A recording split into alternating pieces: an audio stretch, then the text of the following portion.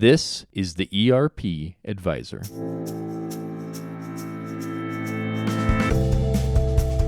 Today's episode, give yourself the gift of a successful go live.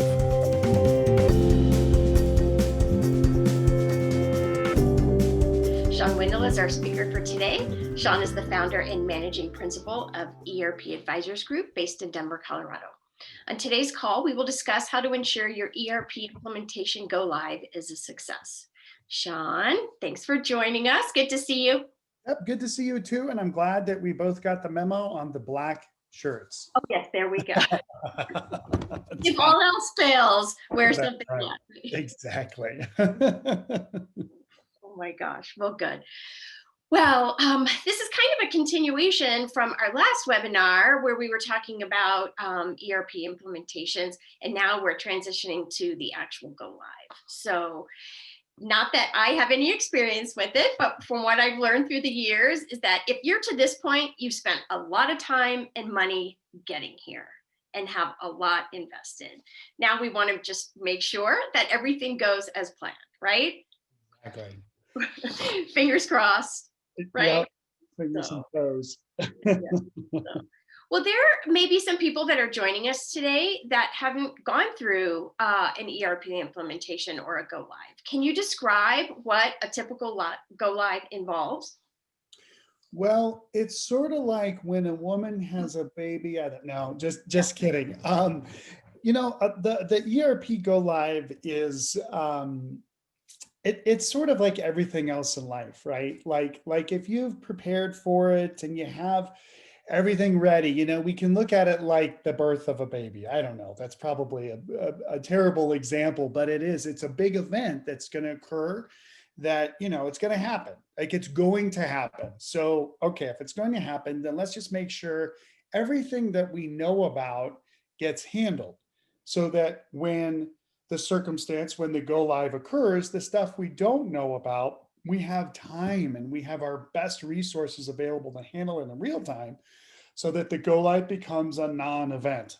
Go live equals non-event. That's my goal. Ideally, that's how the go live works. Doesn't always work like that. Sometimes it does, sometimes it doesn't. We just had a really nice go live last month where there were definitely some issues that popped up, but they were relatively minor to the point where the client was very thankful and very appreciative and everything else. That's always a good indicator to me that the go live went well, is because our clients like us. If they don't go well, they really don't like us that much at all. Again, sort of like a lady with her partner at delivery. But it's really one of those things where it's the result of months and months and months of work. I mean, we'll talk about data, for instance, as we get into the call, and how vital it is to do data rehearsals, go live rehearsals earlier, so that by the time you're ready for go live, everybody knows exactly what to do, right? I think overall, Juliet, that's why I love this topic of go lives, is they don't have to be a huge event, right? Go lives equals non-event. That's our goal. We know what to expect. So when you know what to expect and you plan for it, then it goes as good as it can go. It goes pretty well there. That's really the secret, right? Is planning. And I think everybody on the call, if you're interested in ERP or around ERP, you kind of know that innately, that the plan is important. But really, that's the essence of the go live: is did we plan effectively or not, right? There is no more like chances after go live. That's the time. And so it's sort of like in high school, I used to do the musicals. I was a terrible singer, but I loved being in the musicals, mostly because there were other people that were kind of cute that did them too, whatever. But I really had a fun time with them. And you rehearse and rehearse and rehearse and rehearse, and you're working on this and that and da-da-da, and then boom, it's showtime. Go live is showtime. But here's the thing then, is that after go live, right now you have a system that's in production that you also have to support. So unlike, a Broadway show where it's actually more like a Broadway show. You have your first night, right, where everybody's nervous and not sure how it goes. but then, you got the second night, the third night, the fourth night. So you could think about go lives as sort of the opening night, that you do everything you can go that needs to happen. But listen, we're a long-term show that's going here, so it's okay to make tweaks after go live. So we want to make it a non-event, but if things happen, there's still time to fix things and make it go well. And I'll throw in a couple more tidbits later on how to help kind of set the expectation with your fellow stakeholders too on go live. That'll be helpful. Right. Well, it sounds like preparation is the key. And if you have done the correct preparation, hopefully it all just transitions and the go live goes smoothly, right? That's right. And knock on wood and everything that's around you and everything else. Exactly. Yeah. So, with your years of experience, you've been through many go lives, many different companies through the years. Can you describe one of your successful go lives and then what you felt contributed to its success? Yeah. Mhm. Let's see. I think it's a good example to talk through, because this go live that I'm thinking about wasn't exactly the best that we went through, but I think the client was the most prepared for how it was going to go. So probably the secret ingredient that we did for that was massage therapists. Mm, We literally hired several massage therapists to come on site. And the week of go live, we let people sign up for massages. It was quite cool, that several people took advantage of it. Some people didn't, but it's kind of funny. We actually did do that, and it really helped in this particular instance because there were a lot of nervous folks going into the go live. The organization was quite complex, and the software that we were replacing was definitely mission critical, basically billing for a professional services firm. And most professional services firm cash flow, days sales outstanding and that. And when you look at kind of cash runs a services firm, any business for sure.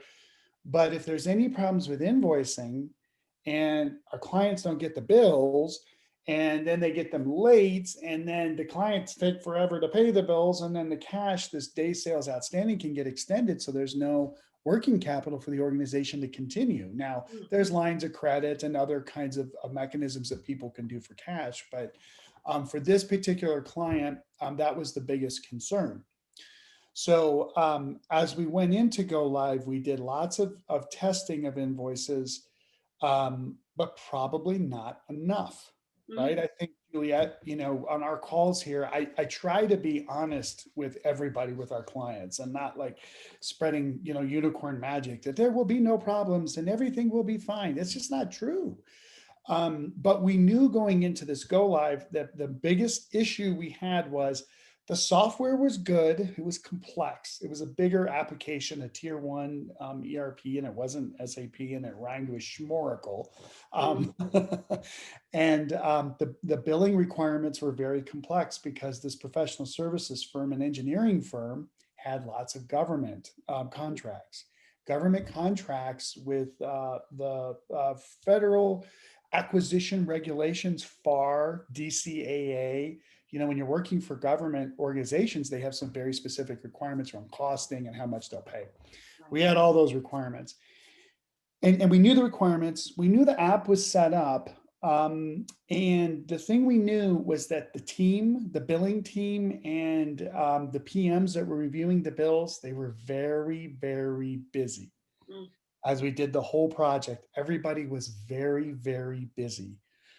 This is several years ago. The client actually sold to was part of an oil and gas boom several years ago, growing like mad. They know they needed new systems. We didn't get enough testing done.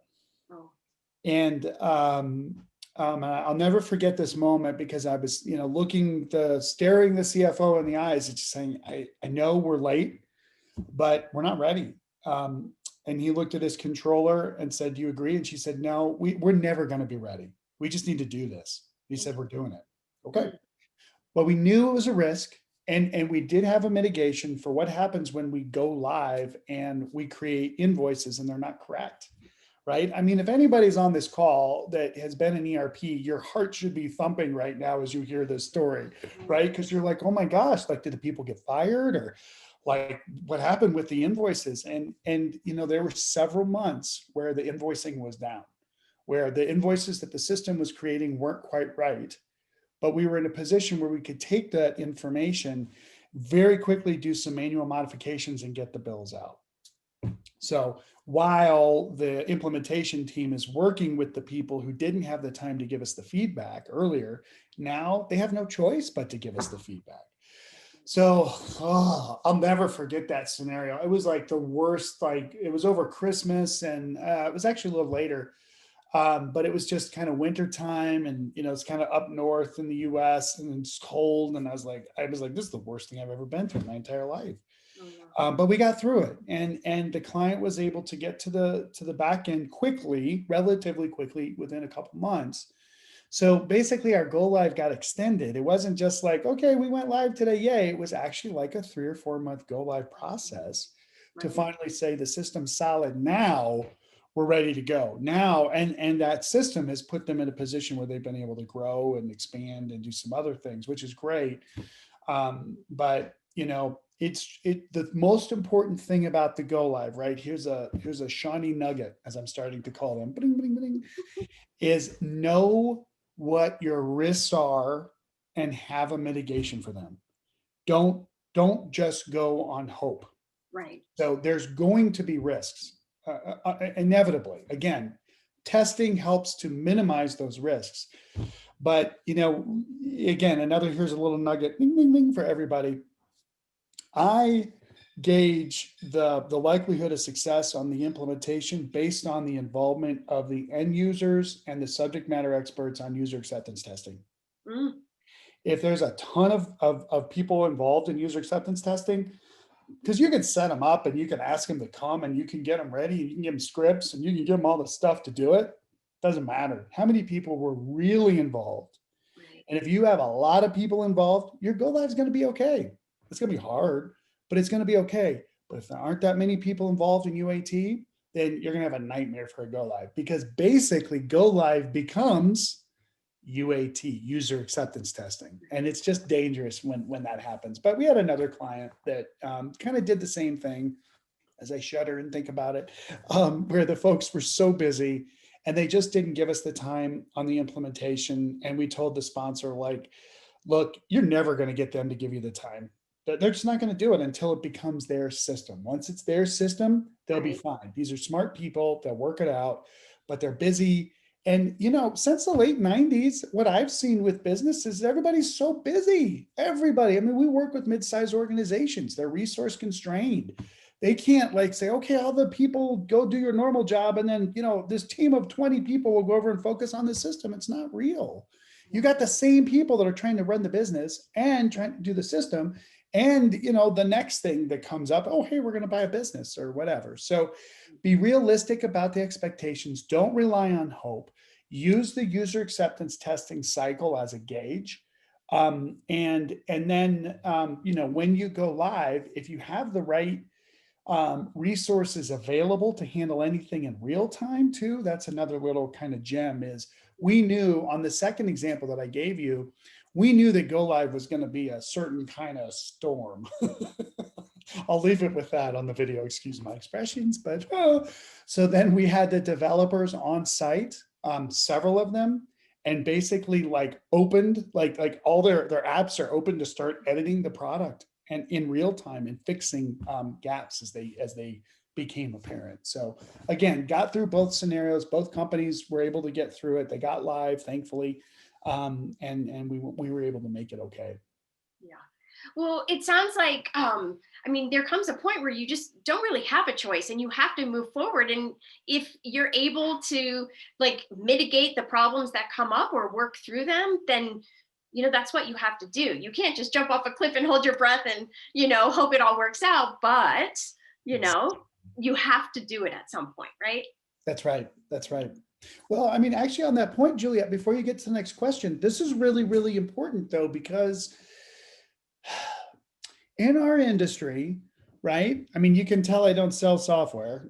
There are a lot of projects that actually don't go live, where they actually get close to go live. Oh, we'll push it for a month. Okay, fine. And then they do a bunch of stuff, pocket. Okay, it's the next month. Let's go live. No, let's push it off. It does get pushed off, sometimes indefinitely. Oh, wow. And that to me is like, that's like the worst, right? I mean, I'm always an honest person. I try to be politically correct, but I'm not. But like, it makes me like so mad when I hear about a company, an organization, nonprofit, government agency that spent all this money and they don't go live. Right. I mean, my second project in the 90s with a large management consulting firm, tons of people working on stuff, lots of effort, lots of activity. And then, 2, 3 years into the project, 4 years, whoop, pull the plug. We're not doing it anymore. What do you mean we're not doing it anymore? Like, it's such a moral, like, letdown. Like, everybody who's involved in a project, if you don't go live, they're like, well, what did I just do? Did I just waste all my time? I mean, Right. much less the money, That's right? And much less the drivers that you're doing this for are probably still there. So you're exactly right that it is sort of like you're standing at the top of the cliff. Anybody who's ever done any kind of fun, jumping off a cliff into water or even a pool or whatever, even jumping into a marriage or buying that new car, whatever it is, like, you want to do it and it's the right thing to do. Sometimes you do have to trust the process that you're going to get through it okay. And I mean, again, for everybody on the call, as always, please call us. I'll like talk to you tonight at midnight. Although I got to finish up a big deliverable tonight, so I'll probably be busy. But just call Juliet. I mean, call Erica and Sean. Anybody in our firm, some of our consultants, and just say, hey, I'm running into this problem. I'm not sure. We'd love to just give you that little bit of insight, because to not go live is like it's like all of us in the ERP industry die a little bit, frankly. And I hate that. There's ways of getting around it, ways to get better. Anyway, I'll stop being so emotional now. Well, I mean, people put in a lot of time and emotion, and and it's their job. I can, you know, That's it. you want it to be successful without it. Exactly. So, well, okay, let's talk about specific factors that we should keep in mind before getting ready to go live with a new ERP system. Can you talk to us through that a little bit? I can. And there's four factors that I'm going to give you. So, and I've alluded to them all throughout the beginning. So hopefully people are still on and now you get them. The first thing for sure is user acceptance testing. And the most important thing in that phrase is the first two words. Are users accepting the system? See, it's kind of a funny thing because when you think about UAT or testing, it's like, oh, we're making sure that the software works. No, you're not. You're making sure that the users will accept what they have. Do you see the nuance difference there? It's Right. it's it's not about, okay, we're going to put this system through all these tests and blah blah blah, and if it passes, then we're good. What we're actually doing, it's a very subjective process, as we're making sure that the folks are using it are actually going to use it and they're accepting of it and they're going to say, yeah, this is good, right? Right. Now, you got to be careful because some people say, this is great. You're like, well, how'd that testing go? Oh, I didn't do it. Well, why are you telling me it's great then? That's scary, right? But responsible organizations, that doesn't happen. So that's the first thing, is let's make sure that the users really accept the solution that's in front of them, because they could have said the requirements were A, but then throughout the whole process, they changed to B. Now we have software that reflects B, but what they really wanted was A. B works perfect, but what they really wanted was A. So they're not accepting it. Okay, well, we're still going to go live with it. Don't do that. Right. Make sure that the people that need the system are going to accept it. That's first factor. The second factor is data. I think we're going to do, our next call is going to be called data. And we're just going to say the word data for 3 minutes, and then it'll be the end of the call. I think that's been a part of almost every podcast, webinar, call that we've had, is like data is so important. It is. And it's, honestly, it's the real reason why organizations implement new software. I mean, there's process automation and there's new user interfaces and there's technology legacy. We built this app and the person who wrote it's like 125 years old and da da da da da. there's all those kinds of problems. But ultimately, the reason why we want new systems is because we want information about the organization that we can't get. Mhm. Right? And when you get bigger and bigger and bigger, I mean, we struggle with this, right? And we're a fairly small organization with 18 people or whatever. And I don't know what's happening with everybody anymore because we're just smaller. So getting the data as best as you can during the conversion process and then at go live is vital. And what the secret to that is the dress rehearsal. One of our guys kind of came up with that theme, but he does 3 or 4 kind of go live cutovers early in the project to test that we have all the data, that we know what we're doing. We've pulled all the data that the users know where to go and can validate and make sure that it's right. So the second factor is data. I'm like on a roll today, so I'll just kind of keep it a little shorter. But so the third factor with the cutover with the go live, this is a little bit, I do think folks miss this, honestly. So this is another time to perk up your ears. They really don't set the expectations with all the stakeholders on what could happen at go live. So it goes back to hope, right? I mean, we are very much people that have a lot of hope in what we do, but man, we do a lot of preparation, right? And you can rely on luck, and you can have some, and you need it. But here's the thing.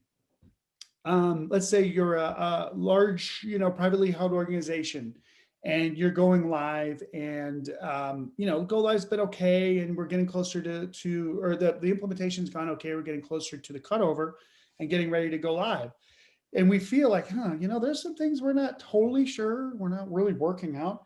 So maybe a couple months in advance, especially for our CFOs, controllers out there, you might want to talk to the bank. You have covenants reporting you have to do. And you might say, hey, we're switching systems. I think it's going to be okay. I'm going to be able to get you the covenants reports on time. But I did just want to let you know, we may be a little delayed. Or maybe to the board. And I can sense as I say that people are like, I don't have that luxury to do that. Well, then you better make sure that your system's tested well. But I am telling you from doing this year after year after year after year is that you really do want to set the expectation with people a little low and then work like mad to exceed it. But that's the third thing I would say is really set the stakeholder expectations that it might be a little bit bumpy on the go live. So the last piece, and I think, I'm looking at my own, the methodology I created for ERP advisors in our change management approach, which is pretty practical. It's like a really practical change management kind of thing. It's not some high level, like make sure everybody feels good. No.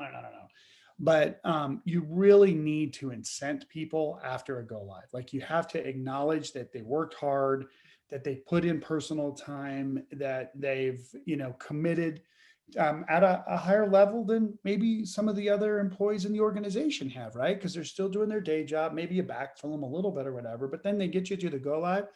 Do something for your people. Maybe a little cash, or it doesn't have to be a lot. Maybe it's a small gift, or maybe you send them on a 3-week trip to Jamaica and they just hang out down there. I don't know about that, but just a little something that really incentivizes people. Maybe you don't even tell them you're going to do it, but you just do it at the end.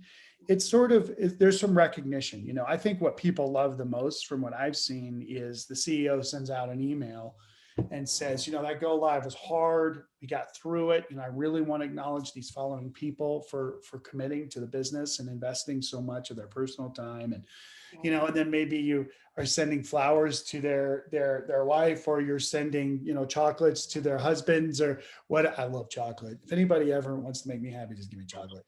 But whatever those little things are, even to the family members, sometimes those are just nice things to do. So there's 4 factors, I'd say. Okay.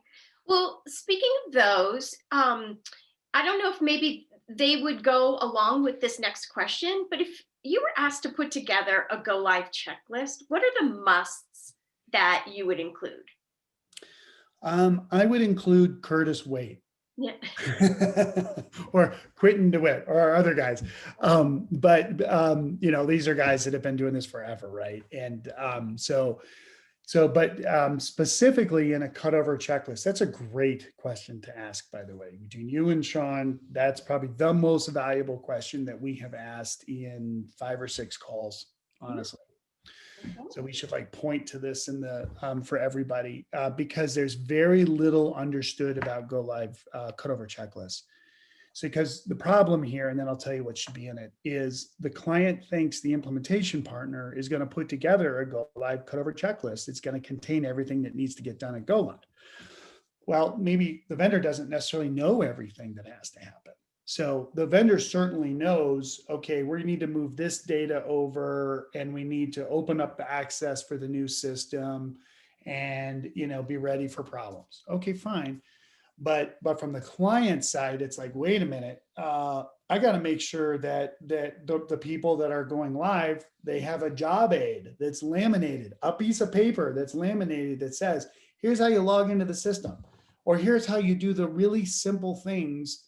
And anymore in this virtual world, you have a library of these things so people can get to those. You got to make sure that's available. I tend to look at cutovers and the checklist as something that a third grader would understand. Make it extremely simple, and we're talking about a third grader who's not some techie beanie weenie, whiz kind of person. I mean, on this day at this time, do this.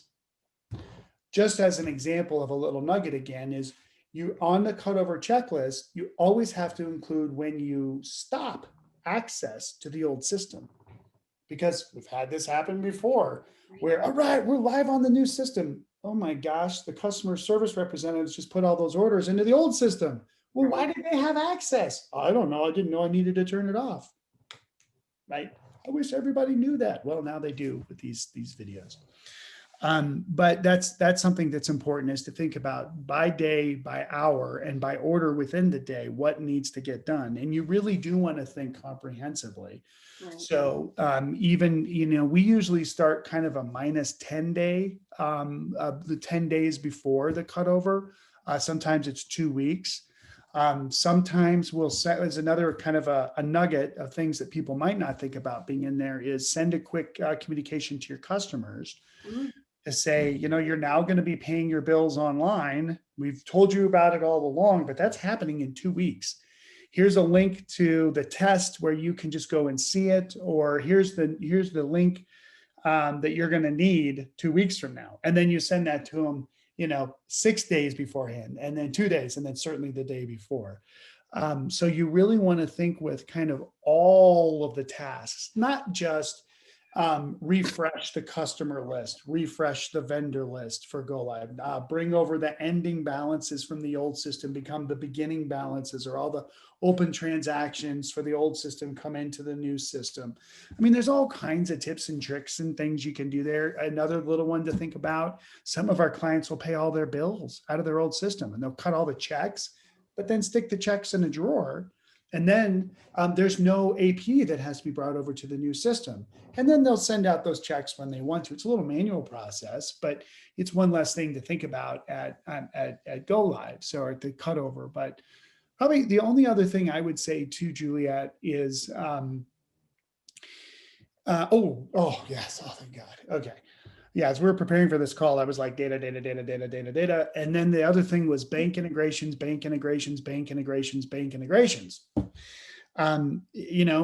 A big reason why folks switch out their accounting systems is so that they can automate processes. And one of those processes that can be automated is bank communications. So, hey, we do our AP, we want to pay these vendors. Let's say there's 150 of them, and we've set these vendors up as ACH, EFT, whatever, or even some of the international standards.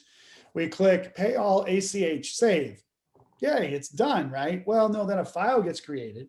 And then that file has to get transmitted to the bank, and then the bank will process that, and then woof, all the EFTs, ACHs, wires go out, which is amazing, because so we don't have to go to the bank and do each one. It saves a ton of time. Most folks love that. It's a great thing, especially for our controllers to do.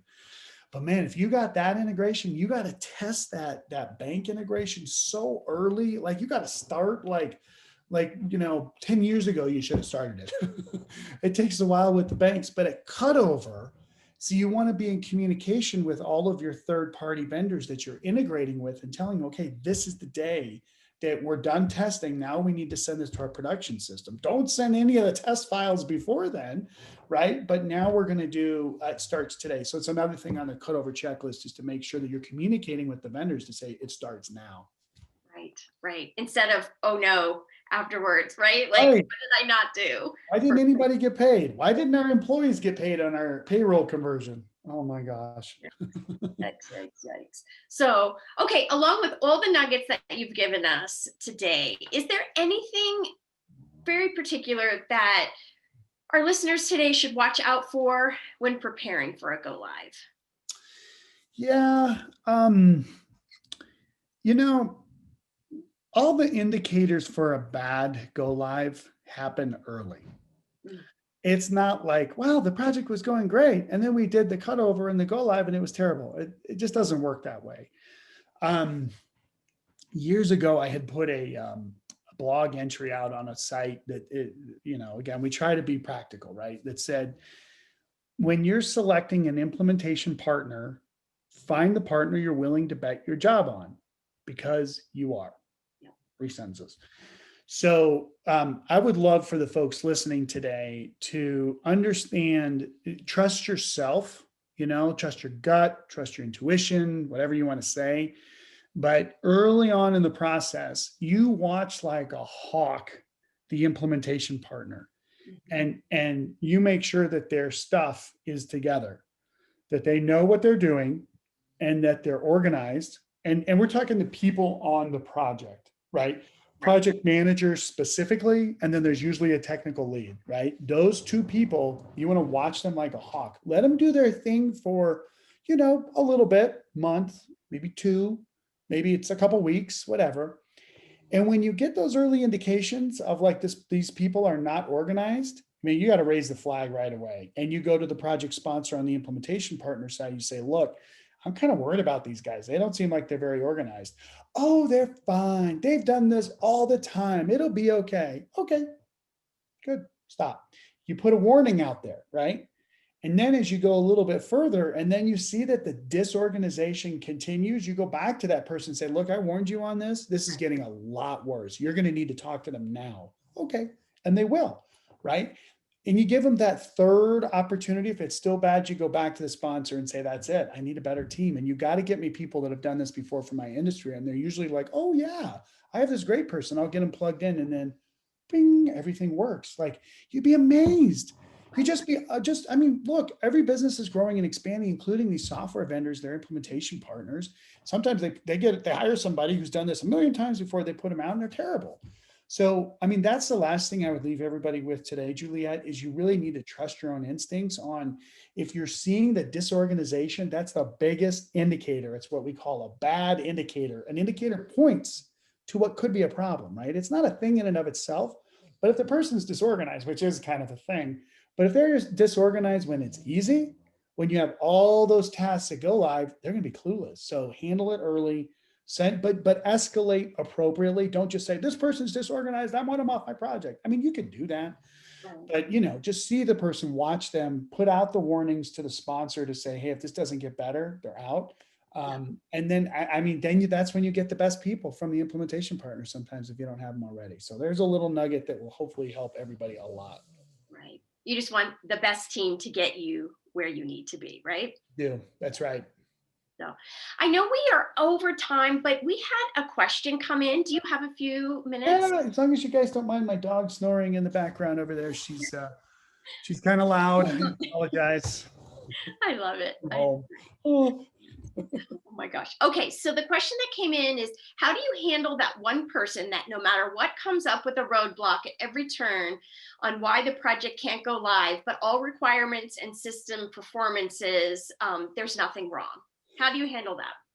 Well, we have a guy on our team. His name is Guido, and no, I'm just kidding. It's a very good question. That's right. Frankly, as always, my accounting teachers taught me the answer is always it depends. But it really does depend on the person's importance to the go live. Like if it's somebody who's a little lower level, maybe they've been there a long time and they really don't want to change, ignore it. As long as you know it's fine. Mhm. The person's going to leave your company after go live anyway. You think? Is I that know. usually what happens? I know. Mm. And they probably needed to go anyway. So that just happened. Like it happens all the time. Now, if they're higher and they are saying things like, well, I don't think we've really tested my area of the application very well. That's a different story. Okay, great. Test it. We're gonna stop the rest of the project. We're gonna give you X amount of time, go do it. Mhm. Great. Thank you for that opportunity. And if there's somewhere in between there, you really do, you have to kind of gauge like how important is this person's satisfaction to the overall go live, because they might be in a lower role, but they have a lot of influence with others. And if they're complaining and other people hear it, then fear starts to spread, right? Mm. So, I mean, as always, the best thing to do is to confront the individual and just say, I really want to understand what you mean here. Show me what it is. But sometimes people aren't quite forthright or whatever. And like I said, in the instance of them not being quite forthright, you really need to weigh the consequences of this person being dissatisfied. I can tell you, much like life in general, if you're doing the right thing for the organization, for you as the sponsor, and for the end users and everybody, the owners, if you're doing the right thing and you have one dissenter, okay, fine, go with it, right? But if there's some things that aren't quite right, that's when the dissenter's voice hurts, when it comes in on you a little more, where you're like, crap, they're right. We didn't do this. Well, let's, go talk to the executive sponsor, to the CEO or whoever's really overseeing this thing, and just say, you know what? We need to do this. This person mentioned this and I think they're right. And then if the person doesn't if they stop flapping their jaws at that point, it's good. But if they're continuing to flap their jaws, and just ignore it and just go live. Okay. Easy for me to say, but that's my advice. Right. And just pray it's only one person. That's right. Yeah, that's a great thing, actually, if it's the one. That's right. So, well, Sean, I think we've come to our time today, but thank you as always for sharing your knowledge, your expertise with all of us. So glad to have the opportunity. Thanks, Juliet. Yeah, thanks. So, and thank you everyone for joining us today. We appreciate you taking the time. Let us know if you have any questions. As Sean said, you can reach out to any of us. We're happy to help in any way we can. ERP Advisors Group is one of the country's top independent enterprise software consulting firms, advising mid to large-sized businesses on selecting and implementing business applications, including ERP, CRM, HCM, business intelligence, and other enterprise applications, which equate to millions of dollars in software deals each year across many industries. This has been the ERP Advisor.